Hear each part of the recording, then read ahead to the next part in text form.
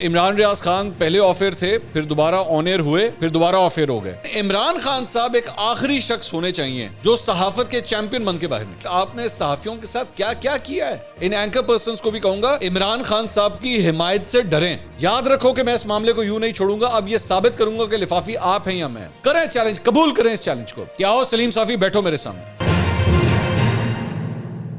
अस्सलाम वालेकुम नाज़रीन, मैं हूं मंसूर अली खान। अपने डिजिटल चैनल के ऊपर आपको खुशामदीद कहूँगा। नाज़रीन, बड़ी इंटरेस्टिंग खबरें इस वीडियो के अंदर आपके साथ शेयर करनी है। सबसे पहली खबर ये है कि इमरान खान साहब कल, बल्कि हो सकता है शायद आप जब ये वीडियो देख रहे हो तो आज, वो सहाफ़त के हवाले से एक सेमिनार के अंदर आज शिरकत करने जा रहे हैं। और ख़बर के हवाले से ARY समेत वो तमाम एंकर्स जिनको ऑफेयर किया गया है, वो इस सिलसिले में बेसिकली अपनी आवाज़ बुलंद करने के लिए जो है वो इस सेमिनार से ख़िताब करने के लिए जा रहे हैं। मैं इस सिलसिले में अपना पॉइंट ऑफ व्यू तो काफ़ी हद तक क्लियरली दे चुका हूँ कि किसी को भी जो है वो ऑफेयर नहीं होना चाहिए। आपका किसी से भी इख्तलाफ हो, इसका मतलब ये नहीं है कि उसको स्क्रीन से हटा दिया जाए। चाहे वो इमरान रियाज खान हो, चाहे वो अरशद शरीफ हो, साबिर शाकिर हो, या कोई भी एंकर हो, मैं इस चीज़ के बिल्कुल ख़िलाफ़ हूँ कि उसे ऑफेयर किया जाए। अगर उसने कोई कानून तोड़ा है तो फिर कानूनी तौर पे उसके खिलाफ आप बेशक कार्रवाई करें, लेकिन ये कोई तरीका नहीं है कि उसको बगैर किसी जुर्म साबित किए आप उसको ऑफेयर कर दें। इमरान रियाज खान पहले ऑफेयर थे, फिर दोबारा ऑन एयर हुए, फिर दोबारा ऑफेयर हो गए। तो मैं इवन इस चीज़ की भी मैं मजम्मत करता हूँ और ये ऑन रिकॉर्ड ये बात आनी चाहिए कि ये तरीकाकार दुरुस्त नहीं है। और इसी तरह चैनल्स के हवाले से भी, मैंने ARY के हवाले से भी ये बात, मेरा बड़ा clear cut point of view है कि कानूनी कार्रवाई को कंप्लीट करें। उनको शोकॉज नोटिस जारी किया गया, शोकॉज नोटिस का जवाब आने दें। उसके बाद अगर नहीं आप समझते कि वो ठीक था तो उसके मुताबिक आप कार्रवाई का आगाज़ करें, लेकिन ये तरीका गलत है कि उसको ऑफेयर कर दिया जाए। बट मेरा जो रिजर्वेशन है, मेरा जो इशू है, वो मेरा इशू ये है कि हम इसके लिए आवाज़ बुलंद करेंगे। सहाफ़ी एंकर पर्सन्स इस चीज़ के लिए आवाज़ ज़रूर बुलंद करेंगे, लेकिन इमरान खान साहब एक आखिरी शख्स होने चाहिए, आखिरी शख्स जो सहाफत के चैंपियन बन के बाहर निकले। मेरा एतराज इस बात पे है क्योंकि इमरान खान साहब का जो अपना दौर है, और अब से नहीं, मतलब एक तो इनका बतौर वजीर आजम एक दौर है ना, एक दौर वो जब से इन्होंने पाकिस्तान तहरीक इंसाफ का राइज स्टार्ट होता है 2011 के बाद से, तब से लेकर आज तक आपने सहाफियों के साथ क्या क्या किया है, क्या क्या किस तरह उनको टारगेट किया गया है।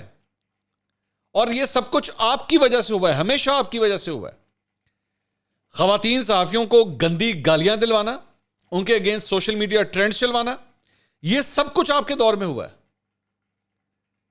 और मैं चंद नाम ले देता हूं। आज आपको ARY के लिए बड़ा दर्द महसूस हो रहा है, इन सहाफियों के लिए बड़ा दर्द महसूस हो रहा है। मैं तो बल्कि इन सहाफियों को भी कहूंगा, इन एंकर पर्सन्स को भी कहूंगा, इमरान खान साहब की हिमायत से डरें।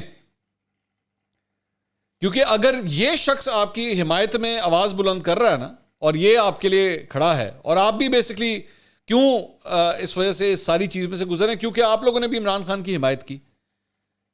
यह कोई अच्छा स्टिग्मा नहीं होता, यह कोई अच्छी चीज नहीं है, यह कोई अच्छा टाइम नहीं है, कोई अच्छी निशानी नहीं है कि इमरान खान साहब आपके लिए आवाज बुलंद कर रहे हैं।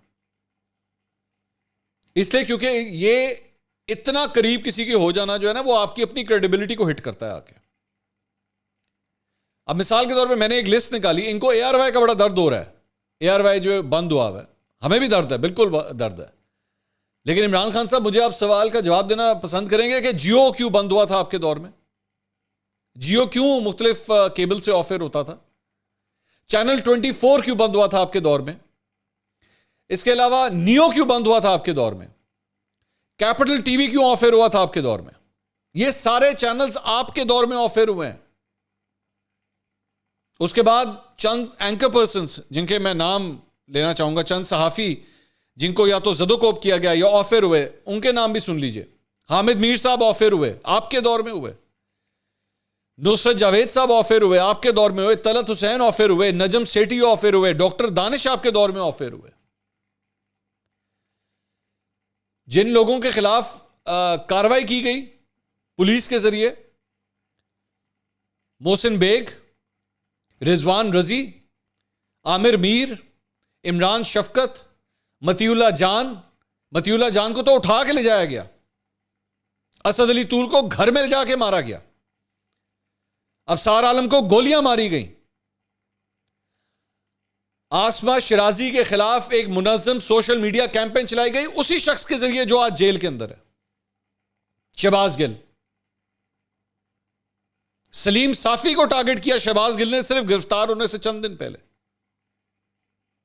मैं अपना तो नाम भी नहीं लेना चाहता, क्योंकि मैं इस प्लेटफॉर्म को इस काम के लिए इस्तेमाल ही नहीं करना चाहता। मेरा ख्याल में क्योंकि मेरी जरा राय थोड़ी मुख्तलिफ है, मैं इन लोगों को इस काबिल नहीं समझता कि मैं इसके बारे में को बैठ के को हाय देखें क्या कर दिया। टू हेल विद इट, करें जो करना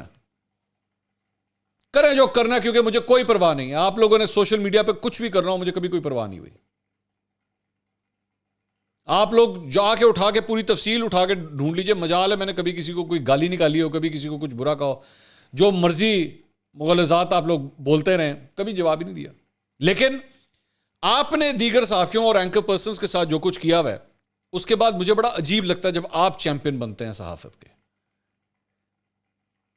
आपको इंटरनेशनल ऑर्गेनाइजेशन ने प्रेडेटर ऑफ मीडिया का नाम दिया हुआ है, प्रेडेटर ऑफ मीडिया, और आप सहाफत के चैंपियन बनते हैं।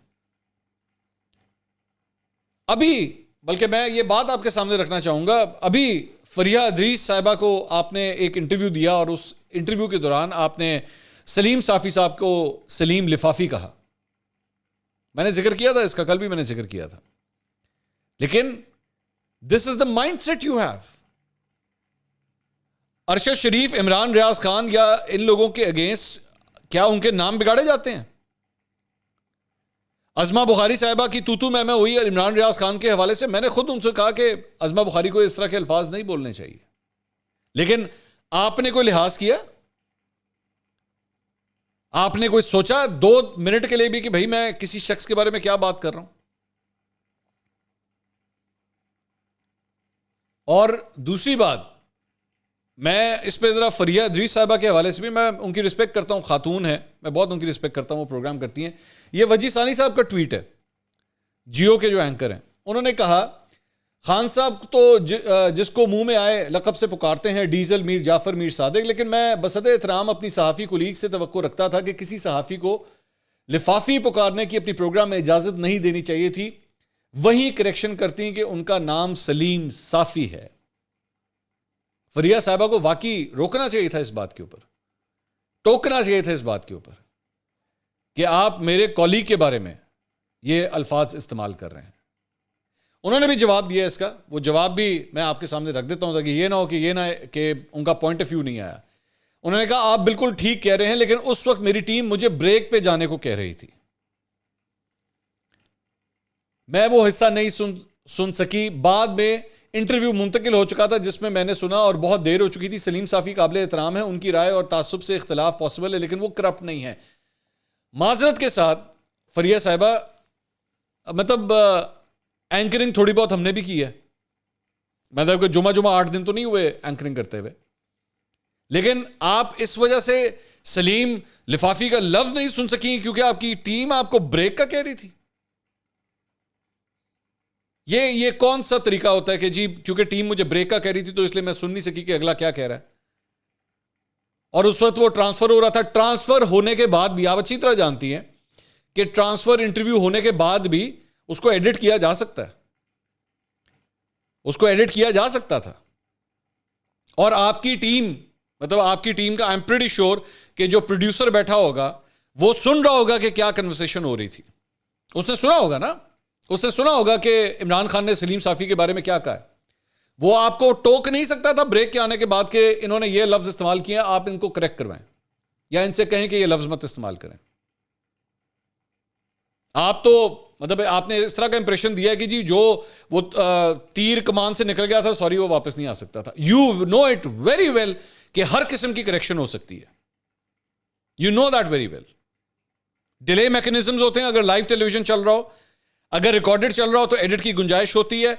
अगर जा भी चुका है, यह भी मैं आपको बता दूं और आप जानती हैं इस बात को, अगर जा भी चुका है और वो रिकॉर्डेड प्ले हो रहा है, तब भी उसके अंदर बीप की ऑप्शन मौजूद होती है, म्यूट की ऑप्शन मौजूद होती है, हर किस्म की ऑप्शन होती है। बट ये तमाम फिल्टर्स जो मैंने अभी थोड़ी देर पहले बताए, ये तमाम फिल्टर्स अबूर कर दिए गए और लफ्ज को इसी तरह ही जाने दिया गया, हां ठीक है जो कहता है जाने दो, कोई मसला नहीं। क्या हुआ है, सलीम साफी को सलीम लिफाफी का है ना, क्या फर्क पड़ता है। हमारे प्लेटफॉर्म्स जो हैं वो इन लोगों के लिए इस चीज का जरिया नहीं बनने चाहिए कि ये किसी की इस तरह पगड़ियां उछालना शुरू कर दें। सलीम साफी साहब ने आगे से बल्कि इस इशू के ऊपर भी इन्होंने ट्वीट किया, and I want to share that.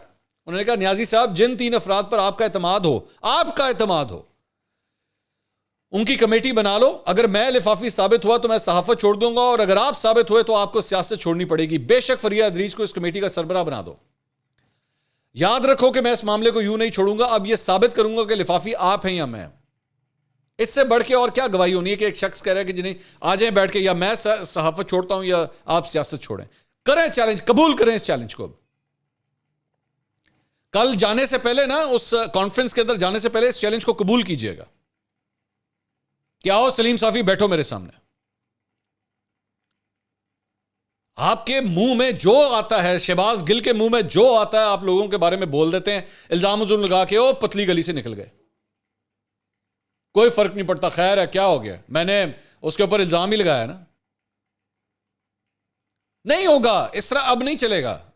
अब आपको जवाब मिलेगा आगे से। अब आप इस किस्म के फजूल इल्जाम लगाएंगे ना तो जवाब मिलेगा। और खुदा के लिए कल चैंपियन बनने की कोशिश मत कीजिएगा सहाफत की, आप नहीं है सहाफत के चैंपियन। दूसरा, बल्कि मैं एक और एग्जांपल आपके साथ शेयर करना चाहता हूं। ये डॉक्टर फरहान विर्क हैं। डॉक्टर फरहान विर्क जो है ना, एक ज़माने में पाकिस्तान तहरीक इंसाफ के लिए ये बिल्कुल वही काम करते थे जो आज अरसलान खालिद या अजहर मशवानी, ये तमाम, ये अजहर मशवानी को भी मीडिया कोऑर्डिनेटर बना दिया गया बाय द वे। उस्मान, ये मुंह पे जड़ा हुआ ना, पहले उस्मान बुज़दार का था, परवेज़ इलाही साहब का मीडिया कोऑर्डिनेटर। तो फरहान विर्क जो है वो एक ज़माने में यही काम करता था, बैठ के लोगों के अगेंस्ट ट्वीट्स करना, गंदी गंदी गालियां देना, हैशटैग्स लगवाना, जर्नलिस्ट को टारगेट करना, दूसरों को टारगेट करना, यही इनका काम था। उसके बाद ट्विटर के ऊपर इनका अकाउंट वगैरह बंद हुआ, फिर दोबारा रिकवर हुआ, ये दोबारा वापस आए। अब मेरे ख्याल में इनका इलाज हो चुका है, अफाका हो चुका है। तो इन्होंने ट्वीट किया, जो भी बंदा, ये बड़ा इंपॉर्टेंट है, एंड पाकिस्तान तहरीक इंसाफ के कारकुनों को सीखने की जरूरत है इस शख्स से। और वो शायद पहली दफा मेरे ख्याल में मैं इस बंदे की रिस्पेक्ट करूंगा, क्योंकि उसने बहुत बड़ी बात की है। इवन दो इस शख्स ने मुझे भी बहुत दफा टारगेट किया, लेकिन मैं फिर भी इसकी रिस्पेक्ट करूंगा, क्योंकि इस शख्स ने अपनी गलती का इसको एहसास हुआ है। इन्होंने कहा, जो भी बंदा सियासत के पीछे अपना करियर या तालीम दांव पर लगा रहा है, उसको 5 साल बाद अंदाजा होगा कि वो क्या नुकसान कर रहा है। सियासत करें लेकिन कानून के दायरे में और फारिग वक्त में करें। यह सोशल मीडिया की सारी दुनिया झूठी होती है। अगर अभी मशवरा नहीं लेना तो 5 साल बाद खुद पता लग जाएगा। अक्लमंद और बेवकूफ में एक ही फर्क होता है, अक्लमंद दूसरे के तजुर्बे से सीखता है और बेवकूफ खुद तजुर्बे करके सीखता है। मैं बेवकूफ था, लेकिन उम्मीद है कि आप सब अक्लमंद साबित होंगे।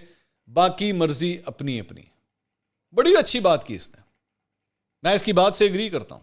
मैं इसीलिए बार बार कहता हूं कि इन लीडरों के पीछे ना पागल मत हो जाया करें। कुछ नहीं मिलना आप लोगों को इनके पीछे।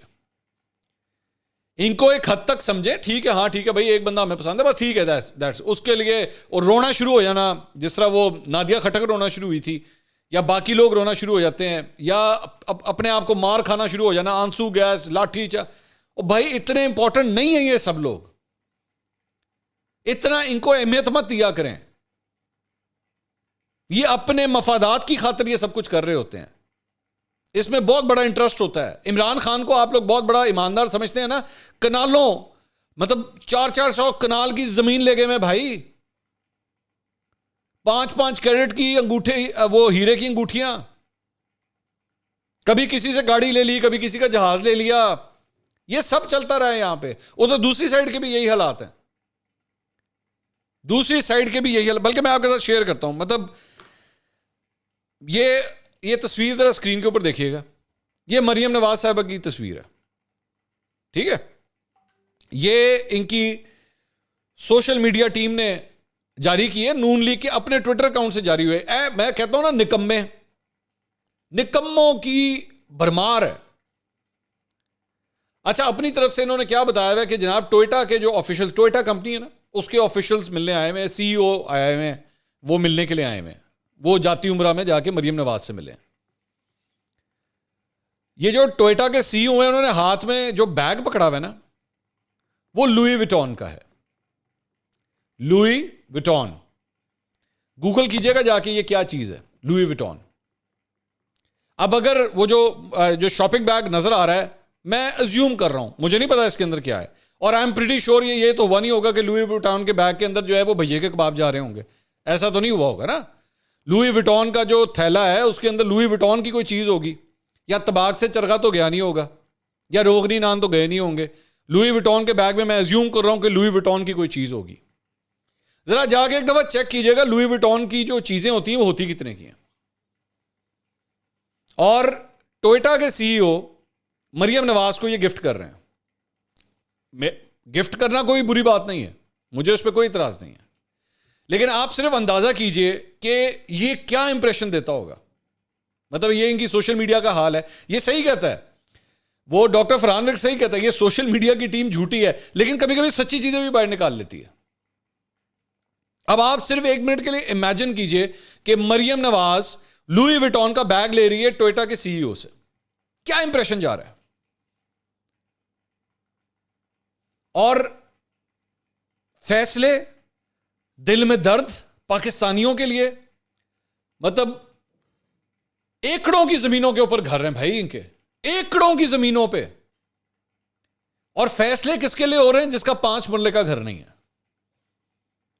लुई विटॉन का बैग जो दिया जा रहा है एज गिफ्ट, वो किसी बच्चे की मेरा ख्याल में 10 साल की तालीम का खर्चा जो है उस एक बैग से उठाया जा सकता है, इतना महंगा होता है वो।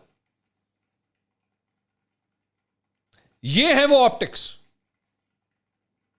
थोड़ी देर पहले जिस तरह मैं आपको इमरान खान के बारे में कह रहा था ना, ऑप्टिक्स दिखा रहे हो, मैं बड़ा बड़ा सहाफत का चैंपियन।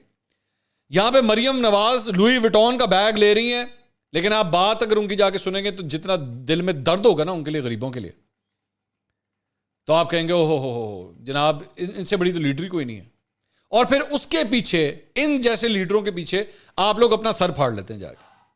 कभी इससे लड़, कभी उसको गालियां दे, कभी इधर छितर खा, कभी उधर से पुलिस उठा के ले जाती है, अपने खानदानों का बेड़ा गर्क, अपने करियर्स का बेड़ा गर्क। ये इसकी बात कर रहे हैं डॉक्टर फरहान विर्क। सीखें कुछ इन चीजों से, इनकी असलियत को जाने, इनके चेहरों के ऊपर जो नकाब है ना उसको उतार के फेंके और उसको पहचाने कि ये अंदर से कौन लोग हैं ये। अगली वीडियो में दोबारा मुलाकात होगी। अल्लाह हाफिज।